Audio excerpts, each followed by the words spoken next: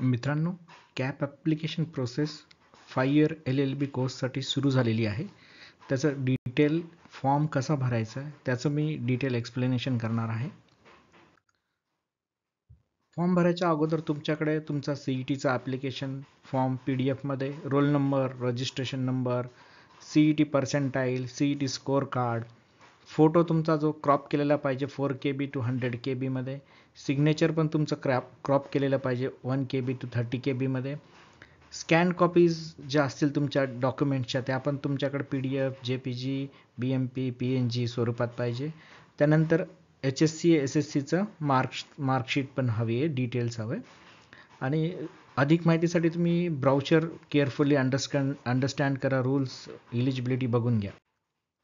आता detail registration प्रोसेसमध्ये आपण रजिस्ट्रेशन कसं करायचं आहे त्याबद्दल बघूया. मेन पेजवर वेबसाईटवर न्यू कॅन्डिडेट रजिस्ट्रेशन ही एक टॅब आहे. तुम्हाला त्याला बटनवर क्लिक करायचं आहे. त्यानंतर तुम्हाला विचारलं जाईल, have you appeared for MH-LLB 5 year CET 2024? Yes no. Yes केलं तर तुम्हाला रजिस्ट्रेशन नंबर आणि रोल नंबर विचारेल. चेक CET डिटेल्स तुम्हाला या बटनवर क्लिक करायचं आहे. त्यानंतर तुमचं CETचं पर्सेंटाईल येईल, तेव्हा तुम्हाला ते पर्सेंटाईल दिसेल. नंतर सेव्ह अँड नेक्स्ट म्हणायचं आहे. नेक्स्ट जे आहे तुम्हाला यामध्ये रिमेनिंग डिटेल्स भरायचे, तुमचं नाव, तुमचं gender, date of birth, email ID, mobile number, password आणि कन्फर्मेशन ऑफ पासवर्ड. तर ईमेल ID आणि मोबाईल नंबर व्यवस्थित द्या जो की तुमच्याकडे आहे, कारण की आम्ही त्याच्यावर तुम्हाला व्हेरिफिकेशनसाठी SMS करणार आहोत. त्यानंतर तुम्हाला रजिस्टर या बटनवर क्लिक करायचं आहे. जेव्हा तुम्ही रजिस्टर या बटनवर क्लिक केलं त्यानंतर तुम्हाला इथे तुमचा जो लॉग इन ID आहे तो जनरेट झालेला दिसेल. त्यानंतर तुम्हाला तो जतन करून ठेवायचा, कुठेतरी कॉपी पेस्ट करून ठेवा, नाहीतर प्रिंट काढा या पेजची. त्यानंतर प्रोसीड टू लॉग इन या बटनवर तुम्हाला क्लिक करायचं आहे. प्रोसीड टू लॉग इन या बटनवर क्लिक केल्यानंतर तुम्हाला लॉग इन ID पासवर्ड इथे या पेजवर एंटर करायचा आहे, जो तुम्ही आता थोड्या वेळापूर्वी जनरेट केलेला आहे. लॉग इन ID आणि पासवर्ड लॉग इन करायचं आहे. लॉग इन केल्यानंतर तुम्हाला हे तुमचा डॅशबोर्ड दिसेल. इथे तुमचं सध्याचं स्टेटस जे आहे ते इनकम्प्लीट दाखवेल. इनकम्प्लीट दाखवल्यानंतर तुम्हाला लेफ्ट साईडला भरपूर मेनू दिसतील. प्रोफाईल, ॲड्रेस, कॅन्डिडेटचे type, category, social reservation, qualification, photo sign, required document, हे सर्व डिटेल आपण आता स्टेप बाय स्टेप भरूया. त्यानंतर proceed to fill application form या सेक्शनला तुम्हाला क्लिक करायचं आहे. तिथे क्लिक केल्यानंतर तुम्हाला जे काही तुम्ही थोडं आधी माहिती भरलेली रजिस्ट्रेशनच्या पेजच्या वेळेस त्याच्या व्यतिरिक्त तुम्हाला तुमचं कॅन्डिडेट नेम, त्यानंतर तुमचं ॲन्युअल इन्कम, ओके, त्यानंतर तुमचं मदर्स नेम, फादर्स नेम, हे तुम्हाला डिटेल्स भरायचे आहेत या पेजमध्ये. सेव्ह अँड नेक्स्ट करायचं आहे. त्यानंतर तुम्हाला करस्पॉन्डन्स ॲड्रेस ह्या सेक्शनवर तुम्हाला डिटेल्स भरायची आहेत. ॲड्रेस लाईन 1, तुमचा स्ट्रीट, तुमचं फ्लॅट, तुमचा डिटेल ॲड्रेस इथे भरायचा आहे. स्टेट, डिस्ट्रिक्ट, तालुका, सिटी, पिनकोड. त्यानंतर सेव्ह अँड नेक्स्ट या बटनवर क्लिक करायचं आहे.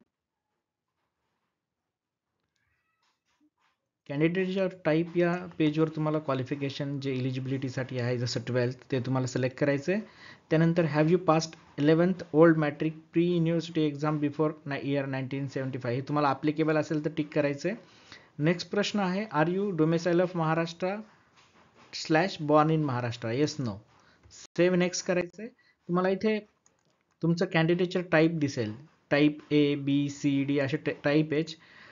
बेस्ड ऑन तुमचं डोमेसाईल तुमचं कॅन्डिडेटचे टाईप डिफाईन होते. तर आउटसाईड महाराष्ट्र जे सीट्स असतात ते याच्यावरनं डिफाईन होतात. त्यामुळे तुमचं कॅन्डिडेटचे टाईप इथे डिफाईन होतं आहे. सेव्ह आणि नेक्स्ट या बटनवर क्लिक करा. त्यानंतर नेक्स्ट जे पेज आलेलं आहे ते ऑर्फन आहात का? R you orphan? येस असेल तर येस, नो असेल तर नो. त्यानंतर कॅटेगरी सिलेक्ट करायची आहे. यावेळेस आपण SC/BC एक नवीन कॅटेगरी ॲड केलेली आहे, जसं open EWS, SC ST, VJ, SBC, OBC या भरपूर कॅटेगरीज इथे दिलेल्या आहेत. तसं SC/BC पण आपण ॲड केलेली आहे. त्यानंतर do you belongs to minority? Yes no. जर तुम्ही मायनॉरिटी कॅटेगरीमध्ये येणार असाल तर लिंग्विस्टिक मायनॉरिटी आणि रिलिजियस मायनॉरिटी. लिंग्विस्टिक मायनॉरिटी म्हणजे जसं गुजराती, सिंधी. रिलिजियस मायनॉरिटीमध्ये जसं मुस्लिम, ख्रिश्चन असे वेगळे वेगळे टाईप येतात, ते तुम्हाला सिलेक्ट करायचे. सेव्ह अँड नेक्स्ट या बटनला क्लिक करायचे. त्यानंतर जे आहे तुम्हाला पुढचं जे सेक्शन आहे ते मध्ये सोशल रिझर्वेशन सिलेक्ट करायचं आहे की तुमचं फिजिकल डिसॅबिलिटी आहे, कारण की फिजिकल डिसॅबिलिटीसाठी PWD कोटा आहे, तर तुम्हाला प्रॉपर ते सिलेक्ट करायचं आहे. त्यामध्ये डिसॅबिलिटी टाईप पण दिलेलं आहे. त्यानंतर जे मेन सेक्शन आहे ते डिफेन्सचं आहे. Defence related, are you son, daughter, widow, wife or active service person, ex service person, yes no असेल तर तुम्हाला ते सिलेक्ट करायचं आहे.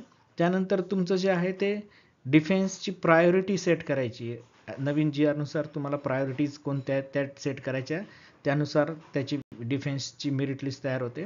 सेव्ह अँड नेक्स्ट बटनवर क्लिक करायचं आहे.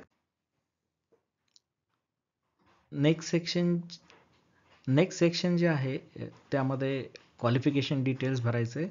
तुम्हाला इथे SSC सिलेक्ट करायचं आहे, ॲड क्वालिफिकेशन म्हणायचं आहे. त्यानंतर तुम्हाला SSCचं बोर्ड नेम, नंतर मार्क्स किती तुम्हाला SSCला होते त्याचे details, seat number, passing year हे तुम्हाला भरायचं आहे आणि सेव्ह करायचं आहे. नेक्स्ट जे तुम्हाला आहे 12थचं डिटेल्स भरायचे. 12थचं बोर्ड, त्यानंतर मार्क्स किती होते 12थला, कोणत्या स्ट्रीममधनं तुम्ही 12th केलं आहे, हे सर्व तुम्हाला डिटेल्स भरायचं आहे. त्यानंतर तुम्ही 10th आणि 12thचं जे डिटेल्स भरल्यानंतर तुम्हाला सेव्ह अँड नेक्स्ट या बटनवर क्लिक करायचं आहे. इथे फोटो आणि सिग्नेचर अपलोडिंगचं ऑप्शन दिलेलं आहे. तुम्हाला फोटो जो आहे तुमचा वरती जे इन्स्ट्रक्शन दिले आहेत त्याप्रमाणे तुम्हाला 4 KB to 100 KB, त्यानंतर सिग्नेचर जो आहे तो 1 KB to 30 KB या तुम्हाला स्पेसिफिकेशनमध्ये अपलोड करायचे आहे.